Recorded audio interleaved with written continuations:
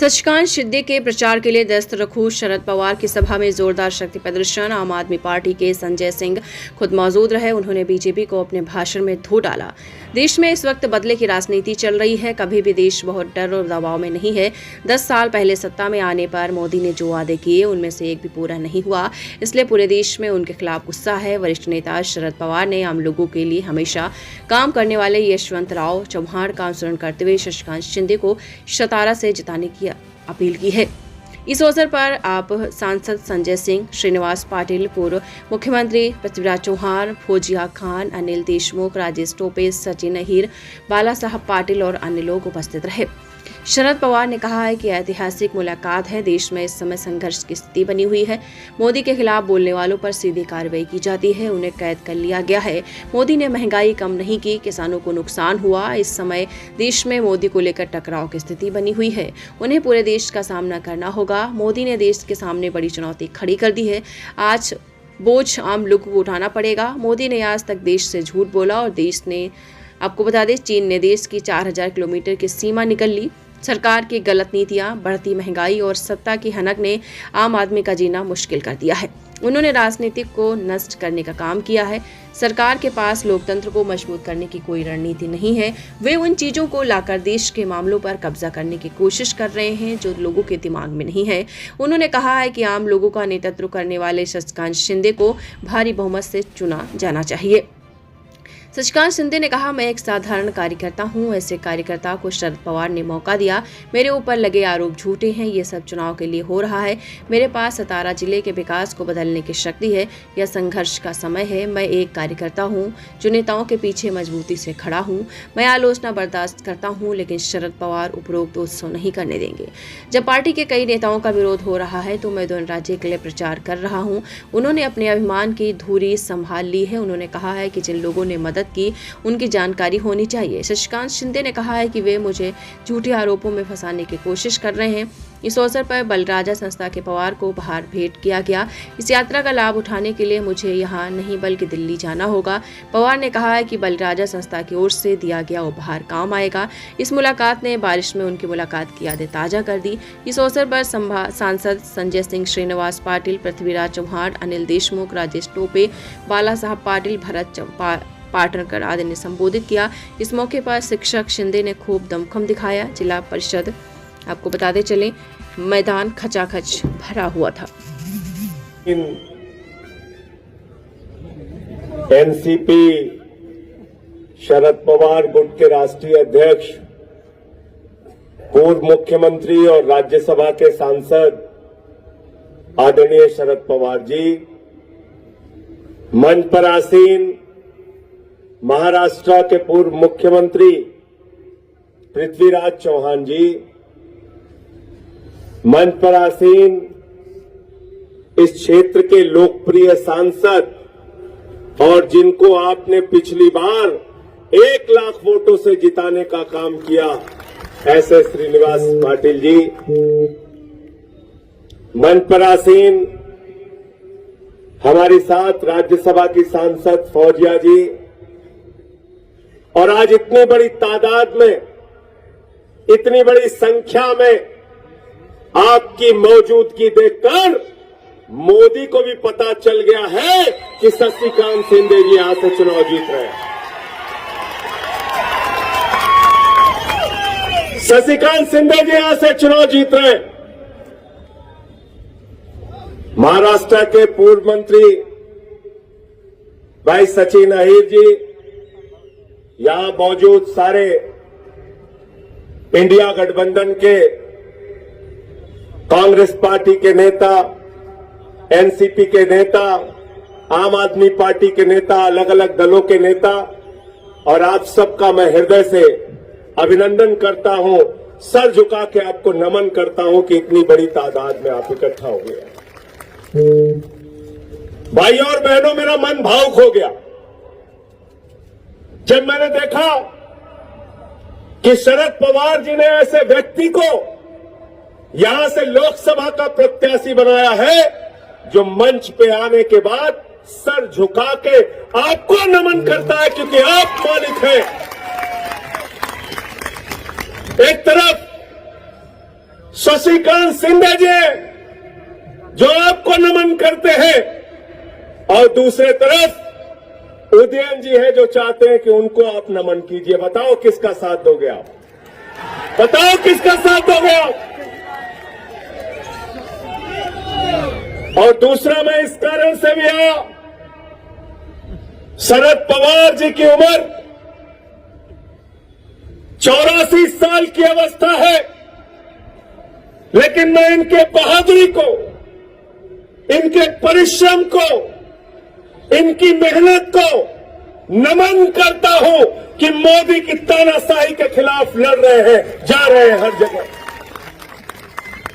मैं नमन करता हूं शिव सैनिकों को, मैं नमन करता हूं उद्धव ठाकरे जी को, पूरे महाराष्ट्र में जा रहे हैं, लोगों को जगा रहे हैं, कह रहे हैं मोदी की तानाशाही का जवाब देना है। आज भारत के प्रधानमंत्री ऐसी भाषा बोलते हैं, शर्म आती है मुझे। भारत के प्रधानमंत्री शरद पवार जी को कहते हैं वो भटकती आत्मा है, उनके मरने की कामना कर रहे हैं। मैं महाराष्ट्र के लोगों को कहना चाहता हूं, इनकी जमानतें जब्त कराओ, तब इनको समझ में आएगा शरद पवार क्या है। बताओ, जवाब देना चाहते हो कि नहीं देना चाहते हो? हाथ उठा के बताओ। जिसने आपके नेता का अपमान किया, 84 साल की अवस्था में जो आदमी तानाशाही के खिलाफ लड़ रहा है, उसको भारत के प्रधानमंत्री भटकती आत्मा करे, भटकती आत्मा करे। आप शरद पवार जी के मरने की कामना कर रहे हैं, शर्म नहीं आती प्रधानमंत्री जी? मैं कहना चाहता हूं, भारत के प्रधानमंत्री की भाषा एक साक्षात भाषा है, ये प्रधानमंत्री की भाषा नहीं है। इज्जत से बात कीजिए, तमीज से नाम लीजिए। शरद पवार जी के लिए ऐसी बात कर रहे हो आप? मैं कहना चाहता हूं, आज सतारा में आप लोगों की इतनी बड़ी संख्या देख के मैं कहना चाहता हूं, शरद पवार जी आप लोगों के साथ मिलकर नरेंद्र मोदी की जो राजनीति है उसको दफन करने का काम करेंगे, उनकी तानाशाही को मिटाने का काम करेंगे।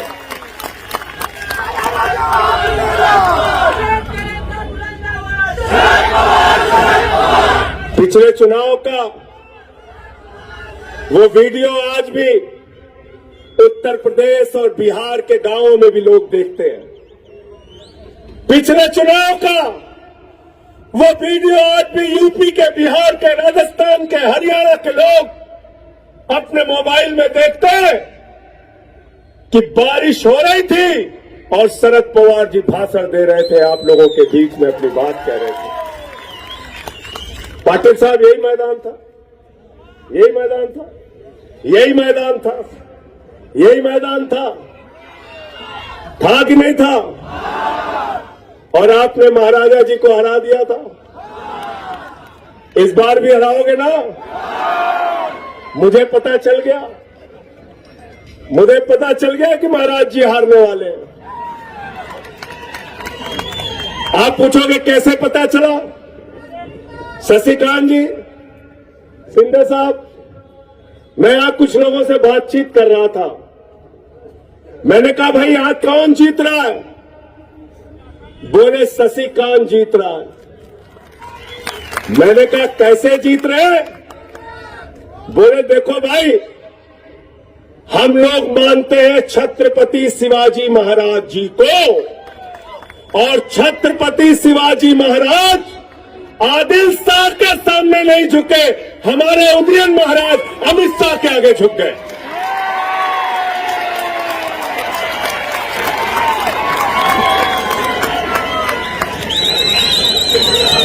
गलत तो नहीं कह रहा हूं, गलत तो नहीं कह रहा हूं। मुझे तो पता नहीं थी ये बात, मुझे तो ये बात पता नहीं थी।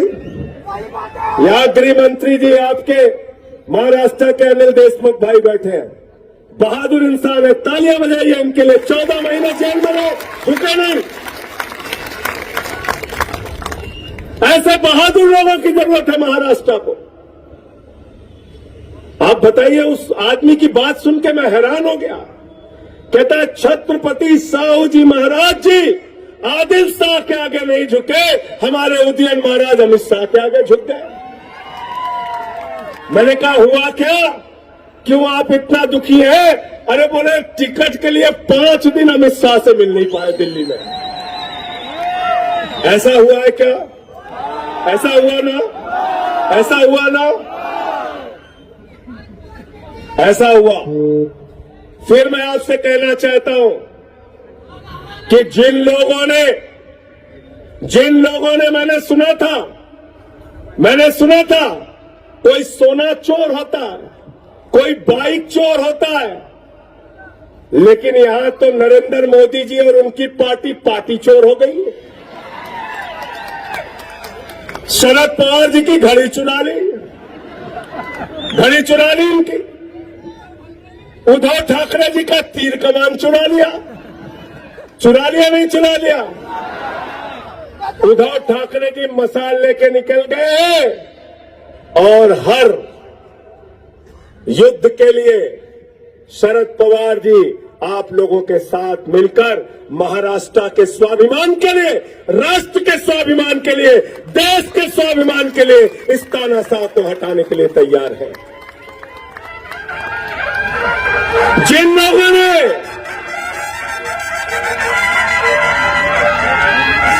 देखिए तुतारी बज रही है, ये शंखनाद है युद्ध का।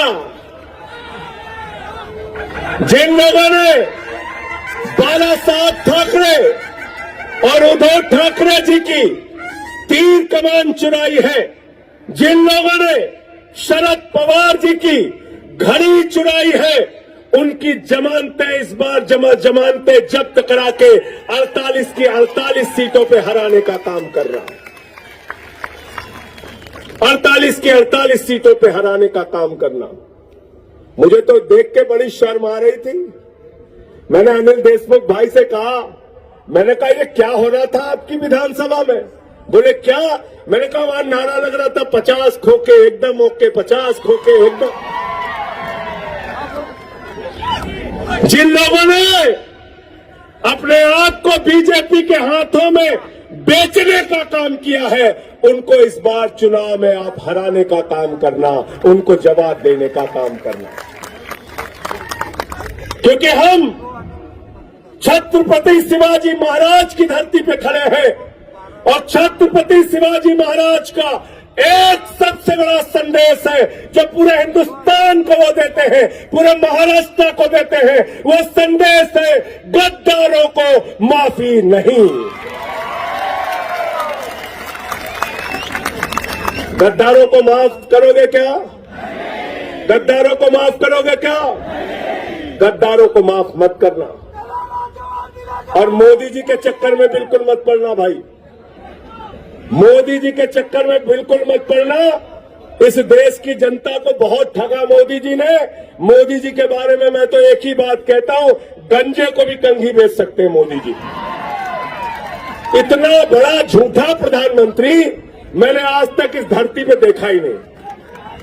क्या बोले? बोले भाइयों और बहनों 2 करोड़ नौकरी हर साल देंगे। 20 करोड़ नौकरी मिल गई क्या? कहने लगे किसानों की आमदनी 2 गुना करेंगे, 15 अगस्त 2022 तक सबको पक्का मकान देंगे। इतना काला धन लाएंगे, इतना काला धन लाएंगे कि हर आदमी के खाते में कितना जमा हो जाएगा? सबको याद है, कोई भूला नहीं है। 15 पैसे नहीं मिले, सबको धोखा देने का काम किया। तो इस देश के नौजवान कह रहे हैं, मैं इस देश का नौजवान हूं, मैं कह रहा हूं मोदी की गारंटी की कोई गारंटी नहीं है। हमारी माताएं बहनें कह रही हैं मोदी की गारंटी की कोई गारंटी। हमारे किसान कह रहे हैं मोदी की गारंटी की कोई गारंटी। क्या करे? 400 पार, 400 पार, 400 पार। मुझसे पत्रकारों ने कहा संजय सिंह जी, मोदी जी कह रहे हैं 400 पार। मैंने कहा वो 600 पार भी कह सकते हैं, 600 पार कह सकते हैं। बोले नहीं आप तंज कर रहे हैं। मैंने कहा नहीं, हम भारत का चुनाव लड़ रहे हैं, वो अखंड भारत का चुनाव लड़ रहे हैं। उनकी कुछ सीट पाकिस्तान से भी आएगी, कुछ बांग्लादेश से आएगी, कुछ श्रीलंका से आएगी, कुछ नेपाल से आएगी, जो बची रहेगी वो अफगानिस्तान से आएगी। पता है कि नहीं पता आपको? तालिबान को 200 करोड़ रुपए दिया प्रधानमंत्री ने, 200 करोड़। पता है आपको? 50,000 टन अनाज दिया है, गेहूं दिया है, 20,000 टन गेहूं दिया है 2 बार में। और आपसे कहते हैं आपकी संपत्ति ये लेके भाग जाएगा, आपकी संपत्ति वो लेके भाग जाएगा। झूठ बोलने का काम करते हैं। 15 लाख करोड़ रुपए पूंजीपतियों का माफ किया प्रधानमंत्री जी ने। प्रधानमंत्री जी के सबसे करीबी नीरव मोदी, मेहुल चौकसी 20,000 करोड़ लेके भाग गए, विजय माल्या 10,000 करोड़ लेके भाग गया, नितिन संदेशरा 6,000 करोड़ लेके भाग गया, ललित मोदी 3,000 करोड़ लेके भाग गया। अरे तुम्हारे दोस्त हिंदुस्तान के बैंकों को लूटकर भाग रहे हैं, देश की जनता की संपत्ति लूट रहे हैं। प्रधानमंत्री जी, हमसे झूठ मत बोलो। आपकी एक ही गारंटी है, झूठ बोलने की गारंटी। मोदी की गारंटी क्या है? इसीलिए इसका नाम मैंने रख दिया भारतीय झूठा पार्टी। भारतीय झूठा पार्टी, झूठ बोलने वालों की पार्टी। कह रहे 400 पार, 400 पार, 400 पार। गए बंगाल में, कहने लगे 200 पार, 200 पार, 200 पार। आई 73 सीट। गए झारखंड में, कहने लगे 65 पार, 65 पार, 65 पार।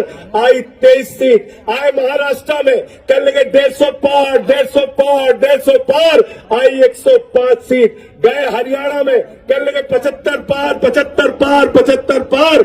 आई 40 सीट। गए कर्नाटक में, कहने लगे 130 पार, 130 पार, 130 पार। आई 65 सीट। गए दिल्ली में, कहने लगे 45 पार, 45 पार, 45 पार। आई 8 सीट। गए मिजोरम में, कहने लगे 21 पार, 21 पार, 21 पार। आई 1 सीट। अब कह रहे 400 पार, 400 पार, 400 पार। जनता करे तड़ी पार, तड़ी पार, तड़ी पार। तड़ी पार करना है कि नहीं करना, बताओ इनको। तड़ी पार करना है। हमारी बहनें यहां पे बैठी हैं। मोदी जी कहते हैं मंगलसूत्र लेके भाग जाएंगे। कह रहे कांग्रेस वाले मंगलसूत्र लेके भाग जाएंगे। अरे भाई, मंगलसूत्र 2014 में कितने का बनता था? 24,000 रुपए तोला सोने का दाम था। बहन जी, था कि नहीं बताओ? था ना? अब कितना हो गया? 75,000। कितना हो गया? 3 गुना ज्यादा सोने का दाम बढ़ा दिया। तो आपका मंगलसूत्र कौन चोरी कर रहा है? कौन चोरी कर रहा है? पीछे तक बोलिए, मंगलसूत्र कौन चोरी कर रहा है? भाजपा वाले आए तो बेलन लेके दौड़ा लेना, बेलन लेके दौड़ा लेना। कहना तुम्हारा, तुम ही लोग हो मंगलसूत्र चोरी करने वाले। 3 गुना ज्यादा सोने का दाम बढ़ा दिया। साथियों और दोस्तों, मैं आपको सर झुका के नमन करता हूं, आपकी बहादुरी को नमन करता हूं। और एक चीज जान लीजिए, मराठी जो है वो लड़ने में यकीन रखता है, झुकने में यकीन नहीं रखता। और जो लोग गद्दारी करते हैं उसको सबक सिखाने में यकीन रखता है। यहां बैठे हैं पृथ्वीराज चौहान जी, इनकी बहादुरी का हम लोग स्वागत करते हैं। एक चौहान है अशोक चौहान जी, जो छोड़ के चले गए। एक पृथ्वीराज चौहान है जो मैदान में लड़ रहे हैं। अनिल देशमुख जी है, 14 महीने जेल में रहे। चाहते ये भी झुक जाते, लेकिन इन्होंने लड़ाई लड़ने का काम किया। हमारी पार्टी के प्रमुख अरविंद केजरीवाल को जेल में रखा, मनीष सिसोदिया जेल में है, सत्येंद्र जैन जेल में है, मुझे 6 महीने जेल में रखा। मैंने कहा बेईमानो, 6 महीने नहीं, पूरी जिंदगी जेल में रखोगे तब भी तुम्हारे आगे झुकूंगा नहीं, लड़ने के लिए तैयार हो। केजरीवाल को इंसुलिन नहीं दे रहा। एक आदमी जिसने दिल्ली के बच्चों के लिए अच्छी शिक्षा का इंतजाम किया, दवा का इंतजाम किया, उस आदमी को तुम इंसुलिन की दवा नहीं दे रहे हो, जालिमों जैसा व्यवहार कर रहे हो। उनकी पत्नी से आतंकवादियों की तरह मुलाकात कराते हो, बीच में शीशे की दीवार खड़ी होके। शर्म नहीं आती प्रधानमंत्री जी आपको? प्रधानमंत्री जी, इस देश के लोग आपकी तानाशाही को देख रहे हैं। आपने महाराष्ट्र में तानाशाही की, आपने दिल्ली में तानाशाही की, आपने झारखंड के अंदर एक आदिवासी मुख्यमंत्री को, हेमंत सोरेन को पकड़ के जेल में डाल दिया, केजरीवाल को पकड़ के जेल में डाल दिया, अनिल देशमुख को पकड़ के जेल में डाल दिया, संजय रावत को पकड़ के जेल में डाल दिया। सबको पकड़ पकड़ के आप जेल में डाल रहे हैं। जनता जेल का जवाब वोट से देगी, वोट से। साथियों और दोस्तों, अंत में एक ही बात कह के अपनी बात खत्म करूंगा। मेरी बात को अन्यथा मत लीजिएगा, यकीन कीजिएगा, भरोसा कीजिएगा। आपका भाई हूं, सही बोल के जा रहा हूं। अगर गलती से भाजपा इस बार के चुनाव में जीत गई तो दोबारा आपको वोट देने का मौका नहीं मिलेगा, नहीं मिलेगा वोट देने का मौका। यहाँ पे पुतिन का शासन होगा, यहाँ पे किम जोंग का शासन होगा। देश के अंदर चुनाव की व्यवस्था खत्म की जाएगी। बाबा साहब डॉक्टर भीमराव अंबेडकर ने दलितों के, पिछड़ों के, शोषितों के लिए, उनके अधिकारों के लिए जो आरक्षण दिया है, उस आरक्षण को खत्म किया जाएगा। देश का संविधान खत्म किया जाएगा, वोट की ताकत खत्म की जाएगी। लल्लू सिंह अयोध्या का प्रत्याशी कहता है 400 सीट चाहिए, संविधान खत्म करना है। ज्योति मिर्धा बीजेपी की प्रत्याशी कहती है 400 सीट चाहिए, संविधान खत्म करना है। अरुण गोविल बीजेपी का प्रत्याशी कहता है 400 सीट दे दो, संविधान खत्म करना है। आज अनंत हेगड़े कर्नाटका के पूर्व केंद्रीय मंत्री कहते हैं 400 सीट दे दो, संविधान खत्म करना है। इस सतारा के ग्राउंड में हम सब शपथ लेते हैं, कसम खाते हैं, जो बाबा साहब के संविधान को खत्म करने की कोशिश करेगा उसकी राजनीति को हम लोग खत्म कर देंगे। उसके लिए चाहे जो कुछ भी न्यौछावर करना पड़े, उसके लिए हम तैयार हैं। आप सबका हृदय से बहुत बहुत आभार, बहुत बहुत धन्यवाद कि इतने प्यार से आपने मुझे सुना। मैं फिर से हाथ जोड़कर आपसे विनती करने लिए आया हूं। आज एक 84 साल का योद्धा इस मैदान में लड़ रहा है मोदी की तानाशाही के खिलाफ, जिसका नाम शरद पवार है। और एक कामगारों के इतने बड़े नेता जो आपके लिए लड़ाई लड़ते हैं, शशिकांत शिंदे जी, आज वो मैदान में उतरे हैं। उनको भर भर के वोट दीजिएगा, उनको यहां से भारी मतों से जिताने का काम कीजिएगा। बहुत बहुत शुक्रिया, बहुत बहुत धन्यवाद। इंकलाब जिंदाबाद। तो हमारे साथ देखते रहिए फाइट अगेंस्ट क्रिमिनल चैनल और पढ़ते रहिए fight against criminal daily newspaper. आज की खबर में बस इतना ही। वीडियो को लाइक करें और चैनल को सब्सक्राइब कर लें, जिससे आने वाली वीडियो की नोटिफिकेशन आपको मिलती रहे।